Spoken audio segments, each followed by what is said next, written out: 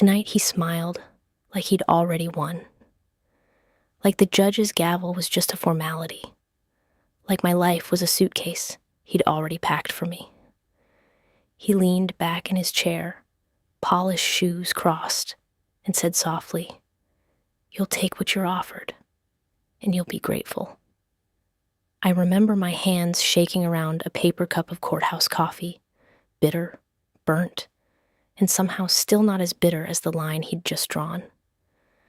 Because the thing about my ex-husband, Grant Holloway, was this. He didn't just want to leave me. He wanted to erase me. And when I realized he was hiding assets, not just a little, but like a magician hiding an entire stage, I decided I'd stop being the assistant in his trick. I'd be the one pulling the curtain. We were in King County Superior Court in Seattle, 3 months after he moved out with a duffel bag and the confidence of a man who'd rehearsed his story in the mirror. The petition said irreconcilable differences. His tone said inevitable defeat. But the first clue that something was wrong didn't come from his smug face. It came from my mailbox, a plain white envelope, no logo, no letterhead, just my name typed with the kind of precision you see on legal mail.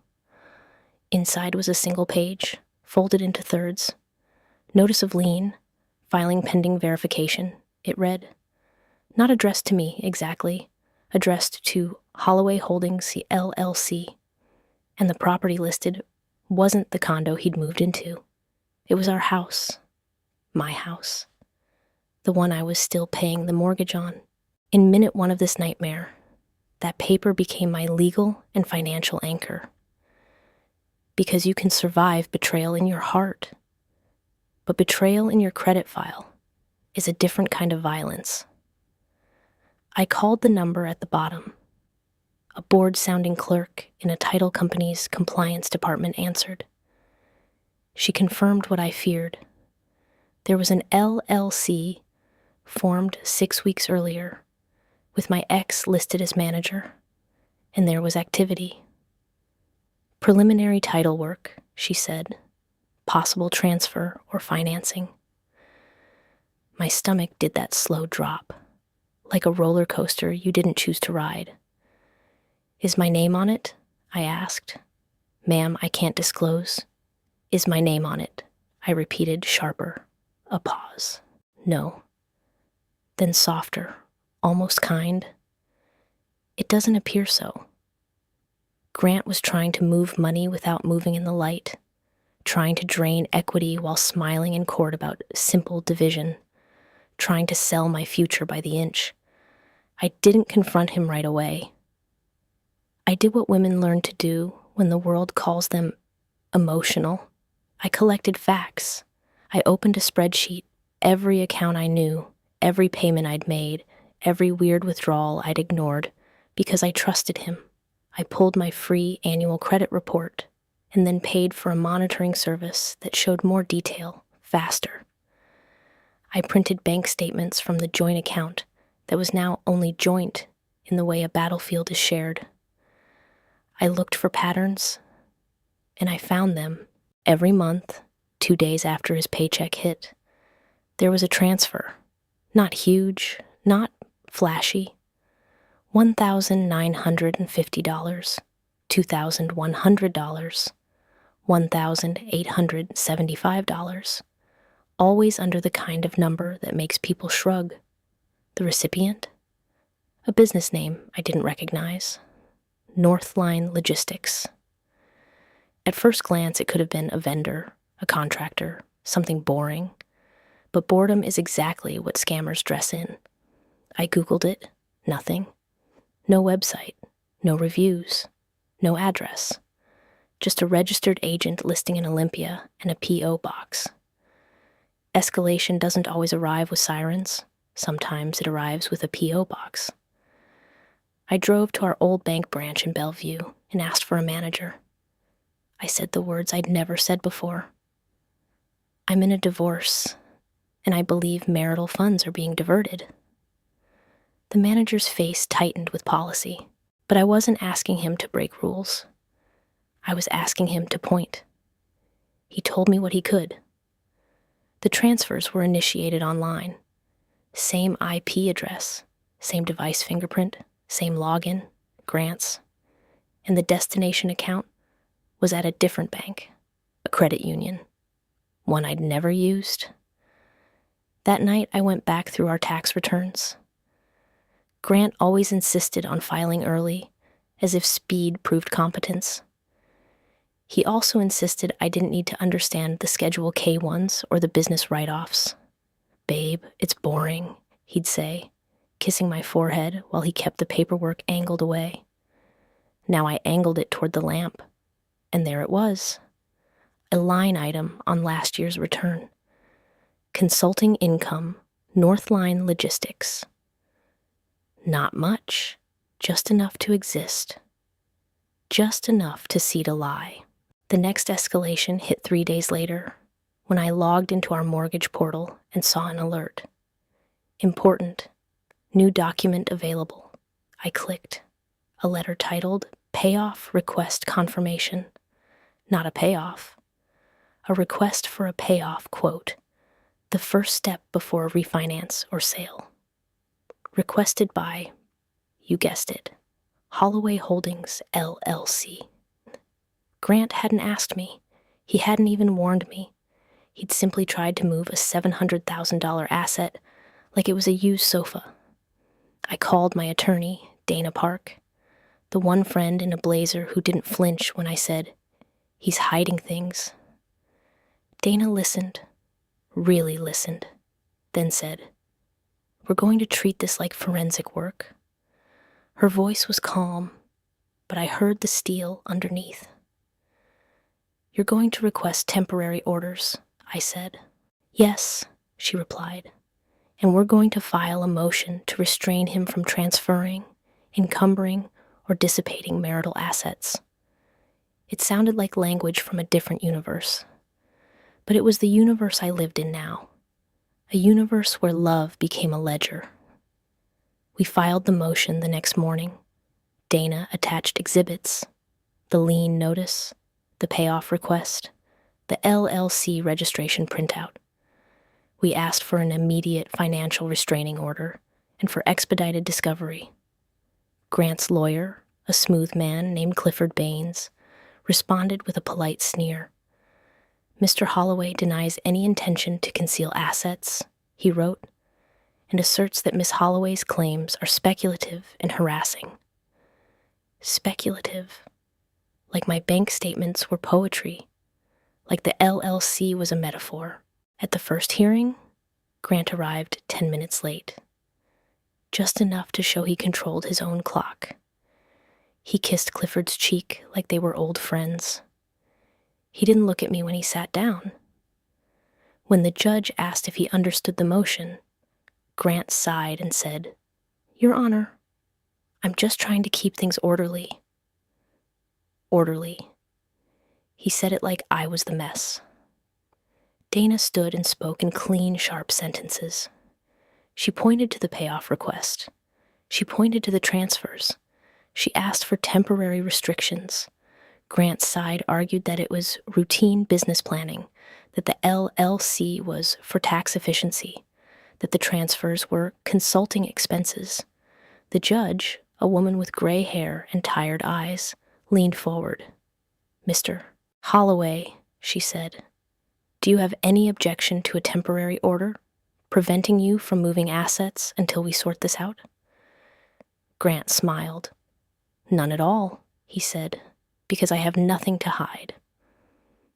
The judge signed the order. For a moment, I exhaled. I didn't know yet that some men treat court orders like speed limits, suggestions for other people. The next 3 weeks were a slow burn escalation. Discovery requests, subpoenas, deadlines. Grant produced documents late. He produced them incomplete. He claimed his accountant was on vacation. He claimed the credit union had delays. Every excuse was wrapped in politeness, and every delay was a theft of time. Time is an asset, too, and he was hiding that as well. Then, one Friday afternoon, Dana called me. "Did you know you're listed as a guarantor on a line of credit?" she asked. My heart stopped, then raced to catch up. "No," I said. "A business line," she continued. $250,000. I couldn't breathe. "How?" I whispered. "It's in the UCC filings," she said. "Your name appears in the collateral description." UCC filings, Uniform Commercial Code. The paperwork world's version of fingerprints. Grant had been filing liens and encumbrances like confetti, and my name was on the glitter. Dana told me to come to her office. When I arrived, she slid a printed document across the desk. There it was, a UCC-1 financing statement, listing Northline Logistics as debtor, listing a secured party as Harbor Ridge Credit Union, collateral, all business assets, accounts receivable, and proceeds, and personal guarantee by spouse, Eleanor Holloway. My name, on a debt I didn't agree to, on a loan I didn't sign, or didn't think I'd signed. That night, I dug through my own files, old moving boxes, a folder labeled House, another labeled Taxes. At the bottom of a stack, I found a notary acknowledgement page, blank. Just a stamp and signature, dated 8 months earlier. A notary I didn't recognize. A county I'd never been to. My skin went cold, because it wasn't just hiding assets, it was forging reality. Dana's eyes didn't widen when I showed her. She'd seen worse. "We're going to request the loan file," she said, "and we're going to bring in a document examiner if we have to." She paused. "Eleanor, he may have committed fraud." I said the words slowly, like tasting poison. "My husband forged my signature?" "Possibly," she replied. "And if he did, the court will care." Grant's next move arrived the following Tuesday in the form of a cheerful email he CC'd to Dana. Subject, settlement proposal. He offered me the house, but only if I waived interest in business assets. He offered me a small cash payment, but only if I agreed to no further discovery. He offered me peace at the price of blindness. It was a trap with a bow on it. Dana didn't even let me finish reading before she said no. And she wrote back, polite and lethal. "We will not discuss settlement until full financial disclosure is complete." Grant responded with a text to me. Not to Dana, to me. Because abusers love side doors. "Stop digging," he wrote. "You're embarrassing yourself." I stared at the screen until the letters blurred. Then I typed back, one line. "Full disclosure, see you in court." My thumb hovered, and I hit send. It felt like stepping onto thin ice. But I was done staying on shore. 3 days later, the subpoena results came in. Harbor Ridge Credit Union sent a packet. Thick, heavy, smelling like toner and consequences. Danis and I sat side by side and turned pages. Loan application, personal financial statement, business plan, and then the signature pages, my name, written in a looped cursive that looked like mine, if mine had been drawn by someone watching from across the room. Close enough to fool a clerk, not close enough to fool me. There was also something else. A scanned copy of my driver's license, my real license, the one that had gone missing the previous summer for 2 days. Grant had helped me look for it. He'd looked everywhere except his own wallet. I remembered the way he'd hugged me when I found it, like he was relieved. Now I understood why. Dana leaned back, jaw tight.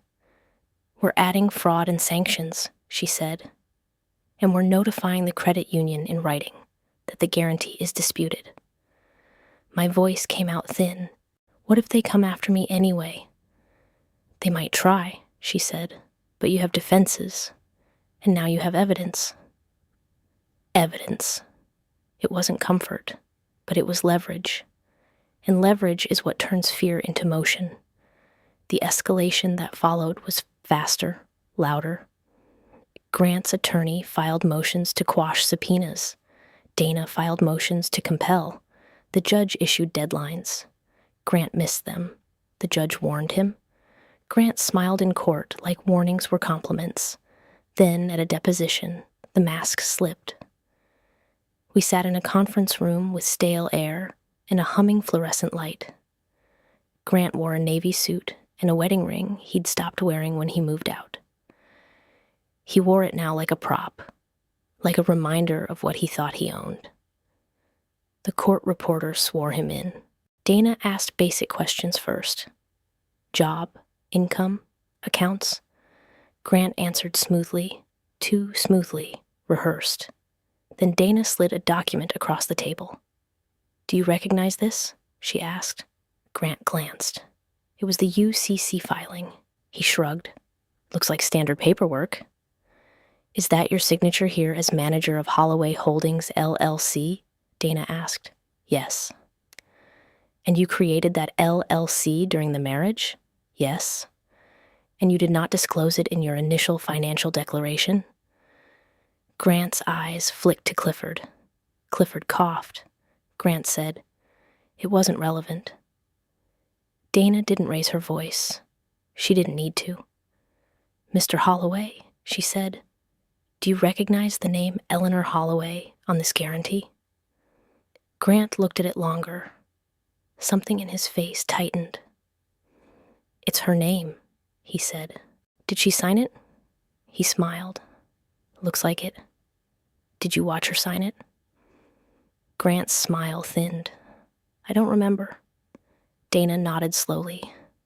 "Do you remember taking her driver's license to scan for the loan file?" Grant's eyes snapped to hers. "I didn't take anything," he said. Dana's voice stayed calm. "Then how did Harbor Ridge obtain a copy of her license?" Grant's jaw clenched. "Ask them." The room felt electric, the kind of quiet before thunder. Dana leaned in. "Mr. Holloway," she said, "did you ever practice writing Eleanor's signature?" Grant laughed once, short. "That's ridiculous." Dana lifted a page, a bank signature card from a joint account. My real signature. Then the guarantee. The fake. Then a third document, a greeting card he'd signed, "Love, Grant," in the same looped style. 3 samples. 1 pattern. For the first time, Grant looked at me. His eyes were cold. He wasn't pleading. He was warning. I held his gaze and I realized he wasn't afraid of truth.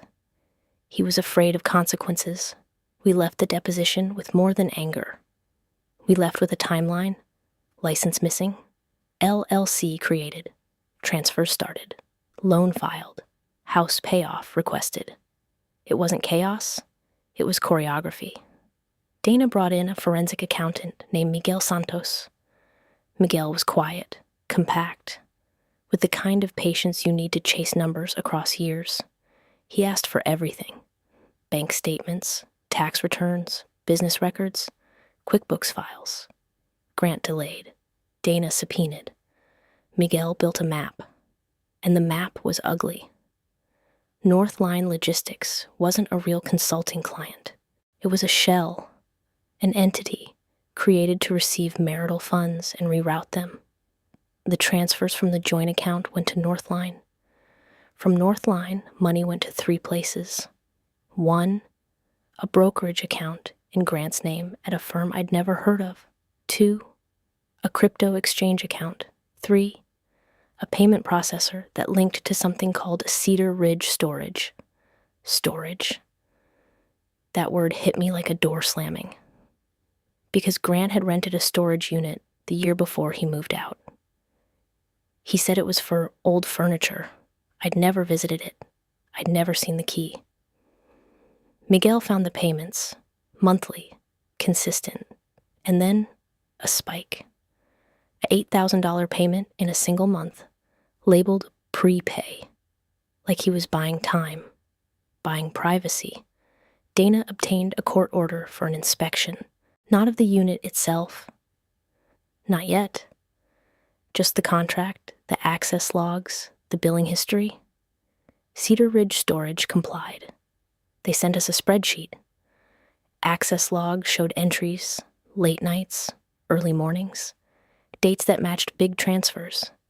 And the person entering wasn't always Grant. Sometimes it was a woman, a name I didn't recognize. Marissa Lane. I stared at the name until it felt like it burned. Mistress, assistant, relative, or the person holding what he was hiding?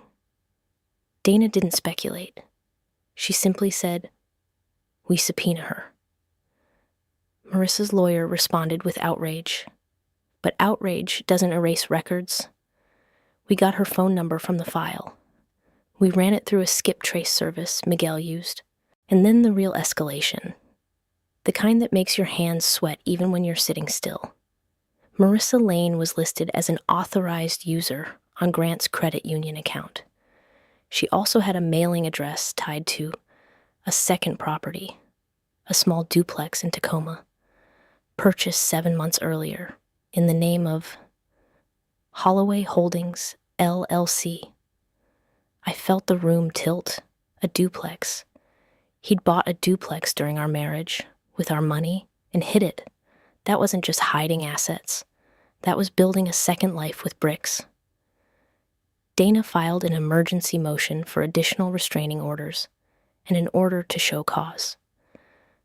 We walked into court with exhibits stacked like a wall. Grant walked in with a new haircut and the same smile. He whispered something to Clifford. Clifford smirked. Grant looked at me like I was still the wife he could hush with a hand on my knee. The judge didn't smile back. Dana presented the evidence, the transfers, the LLC, the duplex deed, the storage logs, the unauthorized guarantee. Miguel testified briefly about tracing funds. The judge listened. Really listened.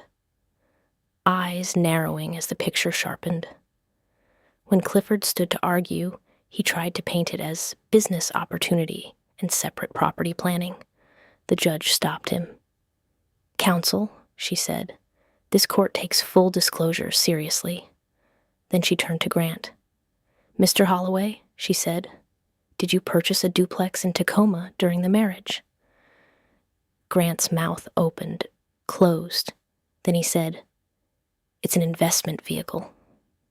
"That is not what I asked," the judge replied. Grant swallowed. "Yes," he said. "Did you disclose it?" "No," he admitted, voice thin. "Why not?" Grant tried to smile. "I didn't think it mattered." The judge's eyes went flat. "It matters." She ordered him to produce complete financial records within 10 days. She ordered him to appear for a sanctions hearing, and she warned him, in plain language, that hiding assets could result in an unequal division. Grant's smile finally slipped, just a crack, but I saw it. Outside the courtroom, he cornered me near the elevators, not close enough for a scene, close enough for menace. "You're going to regret this," he whispered. I looked at him and spoke softly, so calm it surprised me. "I already regretted trusting you," I said. "This is me fixing it." Before the emergency hearing, Grant tried to stage a mediation. We sat in an office with framed watercolor boats and a mediator who kept saying, "Let's be practical." Grant arrived with pastries, as if sugar could soften fraud. He slid a spreadsheet across the table that listed our marital estate, as if it was a garage sale. 1 checking account, 1 retirement plan, and no other real property. Dana didn't touch the sheet. She asked one question instead. "Where is the Tacoma duplex listed?" Grant blinked, then laughed lightly. "Dana, come on. That's an LLC asset." The mediator nodded like that sounded sophisticated. Dana leaned in. "In Washington, Assets acquired during marriage are presumed community unless proven otherwise, she said, voice even. Grant's smile tightened. He tried to pivot. He talked about my emotions. He talked about moving on. He talked around numbers the way he always had.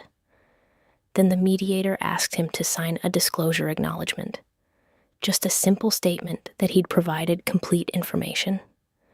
Grant's pen hovered, hesitated, then he set it down. "I'll have my lawyer review it," he said. In that tiny pause, the room understood what I'd been living with. He could lie out loud, but he couldn't sign a lie when it might come back with teeth. We walked out without settling. In the parking lot, Dana exhaled once. "That hesitation," she said, "is fear." And for the first time, I felt it too. Not fear of him, fear in him. That was when I stopped shaking. For a week, I barely slept. I replayed the risks. What if the credit union sued me? What if he destroyed records? What if Marissa vanished? But fear doesn't pay bills. Action does. So I acted. Miguel's tracing continued. He found that the brokerage account had significant holdings, not just cash, but shares in a private EIT and a portfolio of municipal bonds. Income producing. Quiet. The kind of assets that don't scream, but they whisper monthly. Grant had been collecting interest while telling the court he was cash-strapped. He'd also opened a custodial account in the name of his nephew, likely as a smokescreen. Miguel marked it red. "Common tactic," he said, "to park funds with family." The sanctions hearing arrived like a storm scheduled on the calendar. Grant submitted records at the last minute. Partially redacted. He claimed privacy. Dana objected. The judge ordered unredacted copies. Grant's accountant submitted an affidavit claiming mistakes. Dana cross-examined the accountant and revealed he'd been paid directly from Northline Logistics, not from Grant personally, not from a legitimate business, from the shell. The judge's patience thinned, and then, around the 70% mark of my story, the twist hit. Not a dramatic scream. A quiet email from Harbor Ridge Credit Union's fraud department. Donna forwarded it to me at 6:14 p.m. Subject line: Urgent Guarantee Investigation Update. I opened it and felt my pulse in my throat. Harbor Ridge had reviewed the disputed guarantee. They had compared the signature to known samples. They had pulled security footage from the branch where the notarization occurred. And according to their investigation, the person who appeared and signed wasn't me. It was Grant, wearing a baseball cap, standing beside the notary, signing my name in front of a camera. The message continued. Harbor Ridge was referring the matter to law enforcement. They were freezing the line of credit. They were placing a hold on accounts connected to Northline Logistics. And here was the part that made my knees go weak. They were issuing a demand letter to Grant for immediate repayment, citing fraud as a default event. Grant hadn't just hidden assets. He'd built his whole strategy on a loan that could now implode and take his hidden world with it. Fraud turned secrets into shrapnel. Dana called me immediately. "Do you understand what this means?" she asked. "It means he lied," I said, voice shaking. "It means the court now has an external entity confirming misconduct," she said.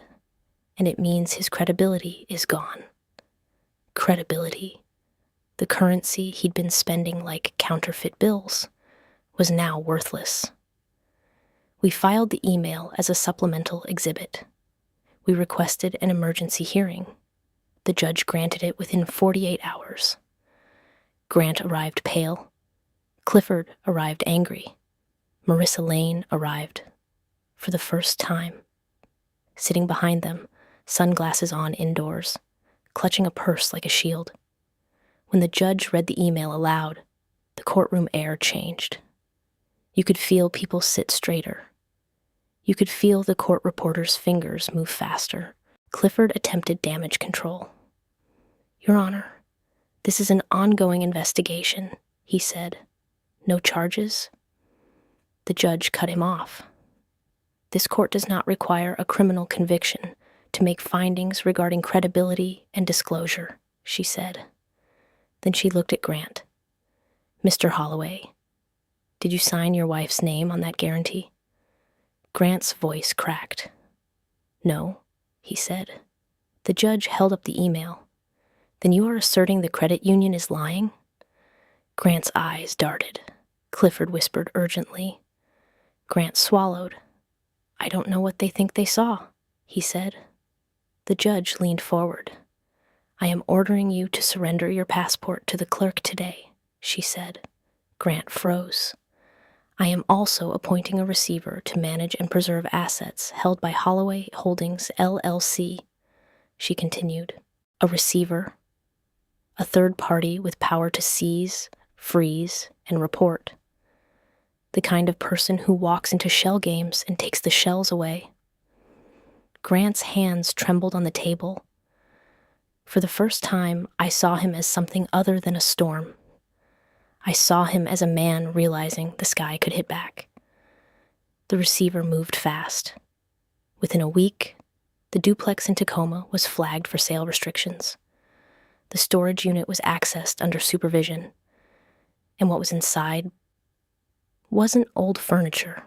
It was inventory, boxes of electronics, high-end earbuds, tablets, smart home devices, sealed, stacked, labeled, a side hustle, a cash business, and tucked in a lockbox, cashier's checks, 5 of them, each for $9,900, just under the bank reporting threshold that triggers certain federal forms. Grant hadn't just hidden assets, he'd structured them. Miguel whistled softly when he saw the checks. "Pattern's obvious," he said. Dana's eyes went hard. "We're going to court with this," she said, "and we're going to ask for an unequal distribution and attorney's fees." I stared at the checks, hands cold. "How long has he been doing this?" I asked. Miguel flipped through the storage contract. "At least a year," he said. "A year of lies, stacked in cardboard." The power began to shift. Not all at once, but like a tide pulling back from a beach. Grant's accounts were frozen in places. His broker flagged suspicious activity. The crypto exchange, when subpoenaed, produced transaction logs showing he'd moved funds to cold wallets. But the receiver's forensic team traced part of it through exchanges that required identity verification. Every secret left fingerprints. Grant had left so many he could have painted a wall. Marissa Lane was deposed, without sunglasses this time. She looked younger than I expected. Mid-20s, nervous eyes, hands that wouldn't stop twisting a tissue. Dana asked her simple questions. "How did you meet Grant? When did you start visiting the storage unit? Did you know about the duplex?" Marissa tried to claim ignorance. But then Dana showed her the access logs, then the authorized user forms, then the lease paperwork with Marissa's name as occupant. Marissa's voice shook. "I thought he was separated," she whispered. Dana's tone stayed even. "Were you aware he was forging his wife's signature?" Marissa's face went white. "No," she said quickly. "No." He said she agreed. He said she was fine with it. I almost laughed. Not because it was funny, because it was absurd. The lies always rely on someone else being invisible. When Marissa left, she brushed past me and murmured, "I'm sorry." I didn't respond. My apology bank was empty. Grant tried one last tactic. He offered settlement again. Bigger numbers, faster timelines. He offered me the house, the duplex, half the brokerage, and a lump sum to make this go away. He also demanded a confidentiality clause. He wanted silence as part of the price. Dana smiled without warmth. "We are past confidential," she said. "We're in consequences." Trial prep intensified. We built exhibits. We outlined timelines.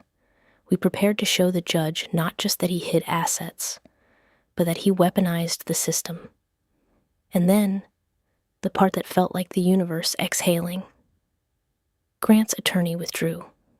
Clifford filed a motion citing irreconcilable differences with client. In lawyer language, it meant Grant had lied to him too, or refused to stop lying, or refused to pay. Whatever the reason, the effect was visible. Grant sat alone at the next hearing with a new attorney who looked like he'd been hired last week. He didn't smile anymore. He stared at the floor. The judge scheduled trial for 2 days. Bench trial. No jury. Just facts, credibility, and the weight of paper. On the morning of trial, I wore a navy dress and a simple silver necklace. Not armor, just myself. Dana placed a hand on my shoulder and said, "Speak clearly, breathe, tell the truth." Truth, the simplest weapon, the hardest to hold when you've been trained to doubt your own memory. We presented our case in a clean line. We showed the joint account transfers. We showed Northline's creation. We traced funds to the brokerage, to crypto, to the duplex, to the storage unit. We showed the forged guarantee and the credit union investigation. We showed the cashier's checks. We showed the receiver's inventory list. We showed the tax returns and the hidden income. Each piece alone could be explained away. Together, they formed a cage. Grant testified. He tried to sound reasonable. He tried to claim he was protecting assets from Eleanor's spending. That made the judge's eyebrow lift. Dana cross-examined him with patience that felt like a blade. "Mr. Holloway," she asked, "did you ever tell this court about the duplex?" "No." "Did you ever tell this court about the brokerage account?" "No." "Did you ever tell this court about the cashier's checks?" "No." "Did you sign your wife's name on a guarantee?" "No," he insisted. Dana turned slightly and spoke one sentence. "Your Honor, may we publish Exhibit 48? Exhibit 48 was a still frame from the credit union's security video. Grant in a baseball cap. Grant holding a pen. Grant leaning over a counter. Grant writing. The timestamp visible. The notary visible. The signature line visible. Grant stared at it like it was a ghost. His mouth opened, then closed. Dana didn't gloat. She simply asked, "Is that you?" Grant whispered, "Yes." The courtroom went so quiet I could hear the air system click. "And what name are you signing?" Dana asked. Grant's eyes filled with something, not remorse, panic. He swallowed. "Eleanor," he said. The judge's face didn't change much, but her voice lowered. "Mr. Holloway," she said, "you have committed a serious violation of this court's trust." Grant started to speak. The judge held up a hand. "I have heard enough," she said. By the time we reached the final stretch, the 85 to 95% power reversal, it didn't look like fireworks. It looked like a woman in a robe writing orders that would reshape a man's world. The judge issued findings on the record. Grant had intentionally concealed marital assets. Grant had dissipated funds. Grant had forged a signature to obtain credit. Grant had failed to disclose real property. Grant had violated temporary orders. And because of those findings, the judge ordered an unequal division. I received the house, awarded as my separate property, with the mortgage refinanced solely in my name and with Grant's interest offset by his misconduct. I received the Tacoma duplex, with instructions to sell or retain, but with proceeds allocated heavily to me. I received 65% of the brokerage account. I received the cashier's checks as part of the marital estate. Grant was ordered to pay my attorney's fees. He was ordered to reimburse the estate for funds he'd diverted, and the receiver was ordered to remain in place until all assets were fully accounted for. Grant's face drained of color as the words landed. He tried to object. The judge didn't look up. "Objection noted," she said, and overruled. After court, Grant approached me again, but this time his voice wasn't sharp. It was hollow. "I never meant for it to go this far," he said. I looked at him, at the man who'd signed my name like it was his. "I did," I replied, "because you were willing to take everything, and I was finally willing to stop you." In the weeks that followed, the practical work began. Refinancing paperwork, receiver reports, sale prep for the duplex, emails with title companies. I learned more about escrow than I ever wanted, but each document felt like a stitch closing a wound. The credit union pressed charges. I didn't have to push them. They pushed themselves, because institutions don't like being used as props. Grant faced criminal investigation. I didn't celebrate. I didn't dance. I simply slept, for the first time in months, without waking up to check my phone. One evening, months later, I sat on my porch with a mug of tea. The Seattle sky was gray, as it loves to be, but the air was calm. My phone buzzed. A message from Dana. "Receiver closed out. Final accounting attached. You're clear." Clear. That word felt like sunlight. I walked inside and looked at the house. My house. And the quiet inside it wasn't lonely anymore. It was safe. People ask me now how I knew he was hiding assets. I tell them the truth. I didn't know at first. I suspected. Then I verified. Then I documented. Then I refused to be rushed into silence. Because when someone tries to hide assets, they're really trying to hide power. They're trying to keep you in the dark so you can't see what's yours. But the dark isn't permanent. Not if you bring your own light, one record, one subpoena, one question at a time. And if you're ever sitting in a courthouse hallway with your hands shaking around a paper cup, hearing someone tell you to be grateful for crumbs, remember this. Crumbs are what people offer when they think you're too tired to stand. Stand anyway. Breathe and start counting what's real.